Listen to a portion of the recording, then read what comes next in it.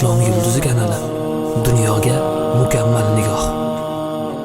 O kuni bir kitob do'konga kirib bir jumada ham aytib berdim. 5 yildan oshiq o'qib, ustoz bilan zo'rg'a bir tarjima qilib o'qigan kitobimiz shunday tarjima bilan kitobda shunday sotuvda turdi. Nech pul desam 34 ming deyapti. O'zbek tilida. Chiqmagan kitob qolmayapti azizlar. Xudo rozi bo'lsin olimlarimizdan. Shu kitobni o'qib, zo'r qilib tarjima qilib bizga tushunadigan olib chiqarib, bu chayna beryapti bas, tiqib qoshiqda itarsa ham yutmayapmiz.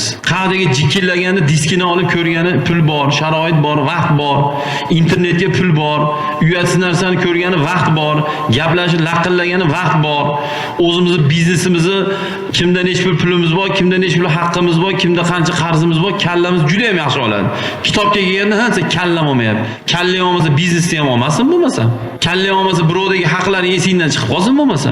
Kallang olmasa bo'lmasa birov uyini topolmaydi.